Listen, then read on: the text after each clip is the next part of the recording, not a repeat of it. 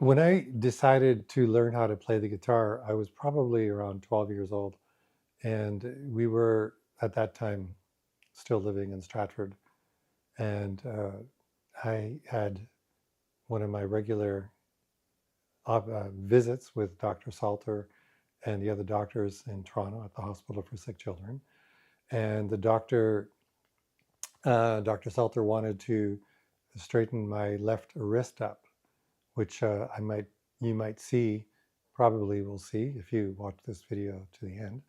Um, you'll see that I play the guitar with my left hand finger picking and my right hand chording, or yeah, chording. There you go. That's what it's called. Playing the music on the guitar with the chords. So I decided that I wanted to play the guitar, and I was pretty sure I needed to have my left hand in that configuration. So I said to the doctor, look, I want to learn how to play the guitar, and I want it to stay like that. And can you do something else? And he said, okay, we'll do something else. And I don't remember what the something else was, because it was one of my last operations, and I really don't remember. Probably doesn't matter. Doesn't matter to this story. Dr. Salter, decided, okay, we'll do something else.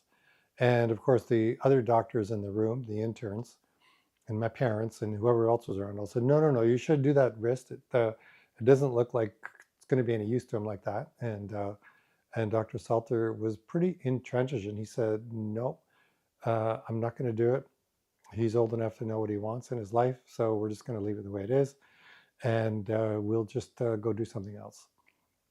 So that's when I was around maybe 11 or 12, not yet 13. Uh, when I was 13, we moved to Charlottetown, and I found a guitar that was in the house, and I believe that the guitar belonged to a friend of my brother Dick. Not sure where it came from, but there was a guitar in the house, and it was really a crappy guitar. Um, and I brought it.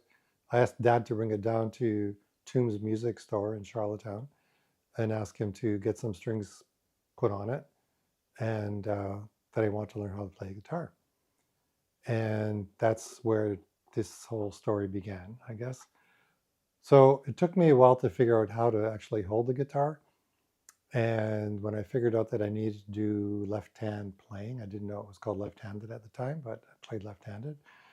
And it took me many months to be able to actually press down with my fingers on my right hand hard enough to chord, to push the strings down on the frets to make it sound like anything. It took months and months and months. By the time that I was actually able to push down hard enough with my hands to make it do anything, my whole right arm kind of went dead. I couldn't raise my hand. It just didn't do anything. I had no ability to hardly almost hold a fork. Um, and after a couple of weeks of that moment of not being able to do anything, I actually developed enough muscles in my forearm and my right arm to be able to actually do chords. So from then on, I was trying my darndest to actually do some basic E minor, A minor, D chords. C was beyond my ability at that time.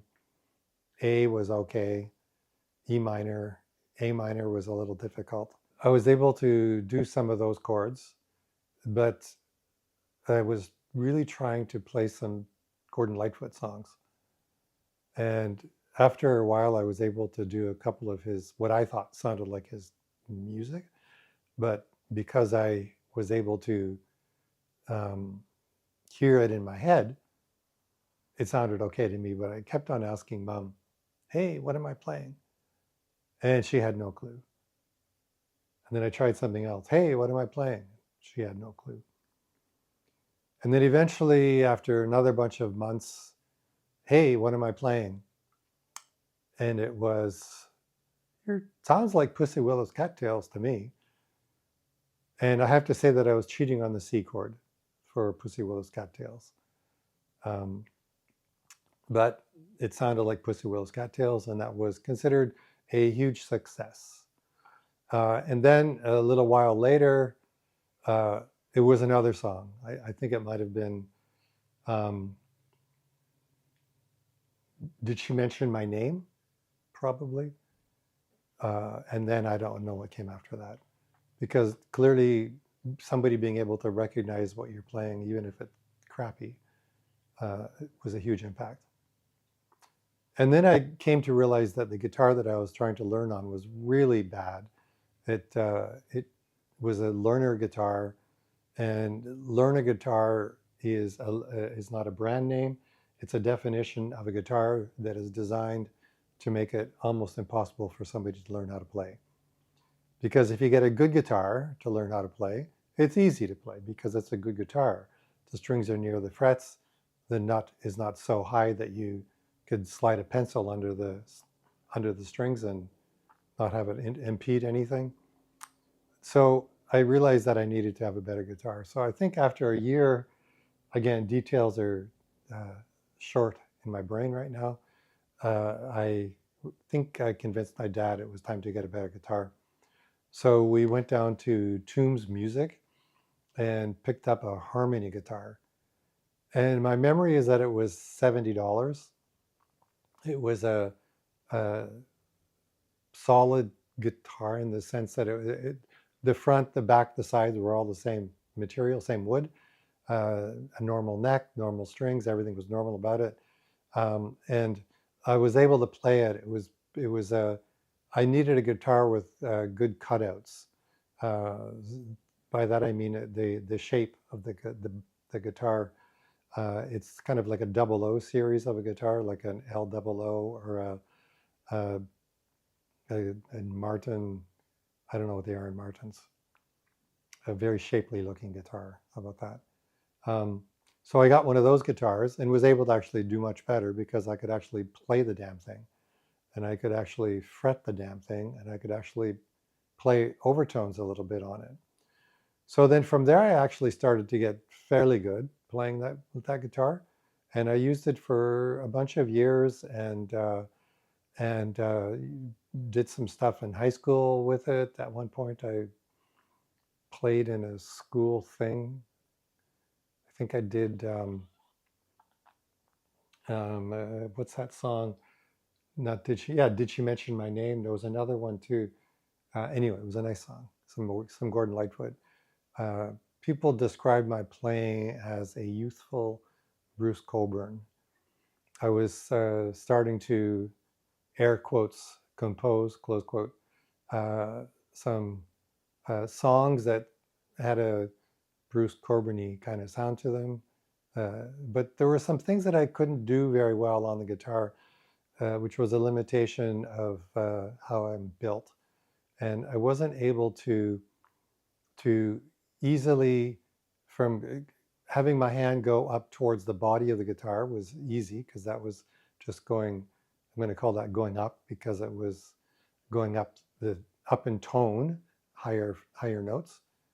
And it was easier to do that, getting up past the 5th and 7th and 8th fret. But it was really difficult for me to slide my hand backwards along the neck. And that was just a function of who I was. And even if I'd had a different guitar, a better guitar, it wouldn't have made any difference. The only caveat to that was that if I were to play sitting on the arm of a chair, couch, I mean, with the body of the guitar sitting on the couch cushion and the guitar sitting beside me, for some reason I was able to kind of push my hand against the side of the guitar and slide it up and down the neck much more easily. And that would allow me to do some fancier stuff. But generally speaking, there aren't couches around that are just that proper configuration that you need. When I say you, I mean me, that I need to do that type of playing. So I was able to play quite well with that guitar, but I didn't really exceed much more beyond the capability of the guitar. That's kind of a egotistical kind of thing to say because guitar, like cameras, it's often not the instrument which is the limiting factor. It's the user. And there clearly are some things that I cannot do on the guitar. It took me a while to be able to do C chords, and even now F chords are very difficult for me to do, and other variants of chords are difficult for me to do. But having said that, um, the time came for me to be able to get a better guitar, and better guitars cost money. Um, at some point, um, I think my dad convinced me to write a story to put it into a writing contest that Canada Permanent Trust Company had going. Uh, there's a sidebar story in that my dad worked for a company that became Canada Permanent Trust Company. So maybe that's why he knew about the story. Maybe that's why I won a prize. I don't know. But I was also studying creative writing at University of PEI as a free audit course, and I had written this autobiography, and it turns out that I won some money, enough money to actually look for and start buying a guitar. So one of those summers, we had a vacation in Newfoundland, and we were driving around Newfoundland as you do, visiting places as you do. And since I'd won the money for that writing contest, uh, actually part of that story is going to is becomes part of this story. This is a chapter in that story eventually. Um, that story I may read as well later. This story I'm not reading, as you can tell. I think maybe you can tell. Maybe you think I'm doing this really well. This is right off the top of my head. Anyway, we're driving around St. John's, and we go into a music store downtown uh, near the water, near Water Street, but I don't remember the name of the street. And go into the music store. And I knew that I was looking for a small-bodied Gibson guitar or a small-body Fender, or not Fender. Fender weren't any good back then, or a Martin. Um, and the music store had a Gibson uh, high up on the rack, a small-bodied Gibson guitar, and I knew that was the type of guitar I wanted to play. So I said to the owner of the store, and I will save you me doing the Newfoundland accent, because people get upset at me if I do the Newfoundland accent.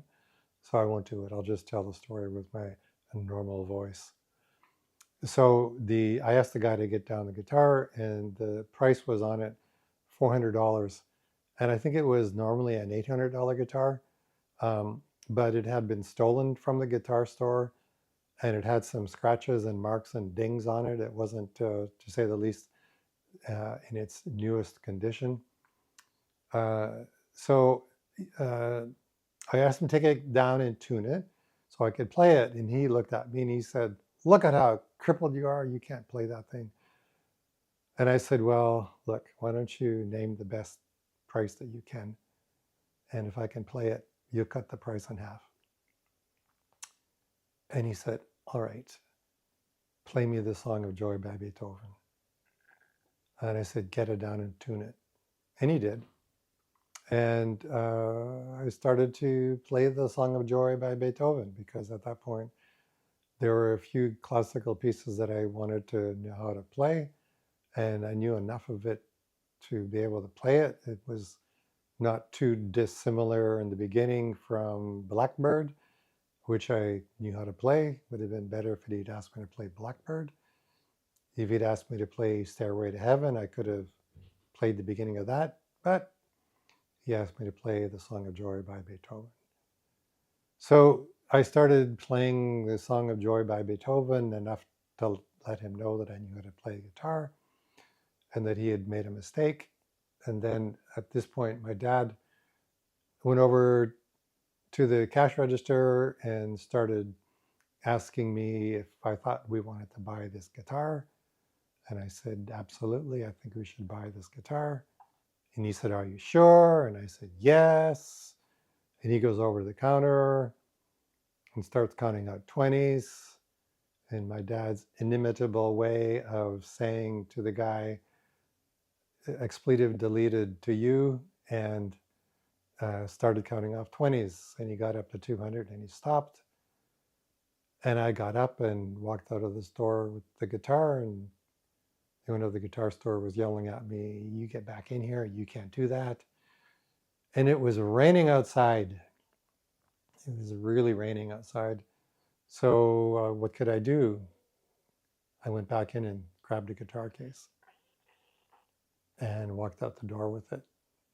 And the owner of the guitar store was still yelling at us. And I'm guessing that if he's still alive, he's still telling the story of the day this crippled kid walked into the guitar store and bought a guitar, a Gibson from him for $200. I'm guessing he's still telling that story. So I think I'm going to set up to be able to play the Gibson a little bit for you.